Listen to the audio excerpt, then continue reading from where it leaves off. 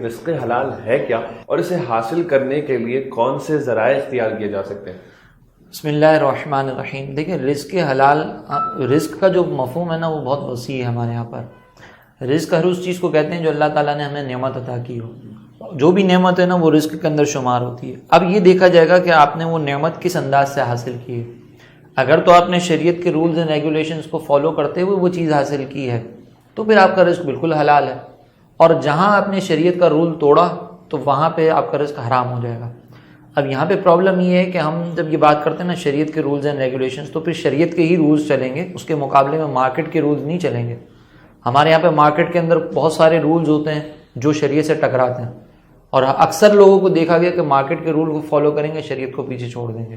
For example میں آپ کو ایک مثال دیتا ہوں. ہمارے یہاں پہ فلیٹس خرید و فروخت ہوتی ہے، فلیٹس کی خرید و فروخت. اس میں بھی ایک رول یہ ہے کہ بھائی اگر آپ نے مجھے سودا کینسل کیا، آپ نے مجھے ایک فلیٹ بیچا اور سودا آپ نے کینسل کیا، ٹھیک ہے، فلیٹ آپ بیچ رہے ہیں، میں نے آپ کو جو ہے وہ ڈپازٹ دے دی، سودا آپ کینسل کر رہے ہیں، تو میرا مطالبہ یہ ہوگا کہ آپ مجھے ڈبل ڈپازٹ واپس کریں گے. اور اگر میں سودا کینسل کروں گا تو میری ڈپازٹ آپ ہڑپ کر دیں گے. یہ مارکیٹ کا اصول ہے، لیکن یہ شریعت کے اصول سے ٹکرا رہا ہے کہ آپ نے جب سودا کینسل کر دیا، چیز آپ کو خرید و فروخت کرنی ہی نہیں ہے، باہمی رضامندی شامل ہے، تو آپ کا پیسہ آپ کے پاس، میرا پیسہ میرے پاس. بالکل ایسا ہی. اسی طریقے سے آپ تھوڑا سا اور آگے چلیں. ہمارے یہاں پہ باجیاں جو ہیں وہ اکثر رکشے روکتی ہیں. پہلے تو وہ روڈ کے بیچ میں آ جاتی ہیں، پھر رکشے روکتی ہیں. تو یہ جو باجیاں رکشے روکتی ہیں، خواتین سے معذرت، کمنٹ میں آپ جو کہہ رہے ہیں نا خواتین کے فتوے آ جائیں گے. خیر بہرحال یہ باجیاں جب رکشہ روکتی ہیں تو وہ کہتی ہیں کہ ہمیں جو ہے وہ برابر والی گلی میں جانا ہے. رکشے والے کو پوری ڈیسٹینیشن بتائیں گی نہیں کہ ہمیں کہاں جانا ہے. جا کے رکشے میں برابر والی جو گلی ہے نا یہ بہت مشہور ہے، برابر والی گلی میں جانا ہے. وہاں پہ بیٹھ گئی. اب رکشے والے سے پوچھا کہ بھائی کتنا کرایہ لوگے، وہ بھی بہن جی جو آپ کو سمجھ میں آئے، وہ بہن جی بیٹھ جاتی ہیں رکشے میں.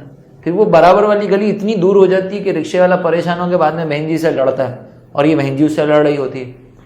تو یہاں پر اب شریعت کا رول یہ ہے کہ آپ پہلے اپنی منزل پوری پرفیکٹ بتا دیں کہ آپ کو کہاں جانا ہے، اس گلی میں کتنا اندر تک جانا ہے، کون سے آپ مطلب قریب ترین جو چیز آپ بتا سکتے ہیں وہ بتا دیں، پورا پراپر انداز سے بتا دیں کہ مجھے تھوڑا سا اتنا اندر تک جانا ہوگا. نہیں، رکشے والے کو یہ کلیئر ہونا چاہیے کہ مجھے کہاں لے کر جانا ہے. اور وہ بھی یہ نہ کرے کہ بہن جی جو سمجھ میں آئے دے دینا اور بعد میں جھگڑا کرے، ٹھیک ہے نا. اس کو بھی پھر بتانا پڑے گا کہ میں اتنا کرایہ لوں گا. اب یہ جو ہمارے یہاں پر ڈیل ہو رہی ہے یہ بھی شریعت کے خلاف ہے. اس طریقے سے بھی رزق حرام ہو سکتا ہے.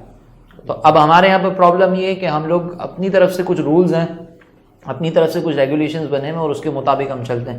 اور یہ تو بہت زیادہ ہمارے یہاں پر ہوتا ہے. درزی کے پاس اب چلے جائیں کپڑے سلوانے کے لیے، وہ بھی کہتا ہے جو سمجھ میں آپ سلائی دے دینا، بعد میں جھگڑے ہو رہے ہوتے ہیں. بالکل. تو یہ پہلے سے ڈیل کرنا ضروری ہے. اگر پہلے سے ڈیل نہیں کریں گے تو پھر رزق حرام ہو سکتا ہے.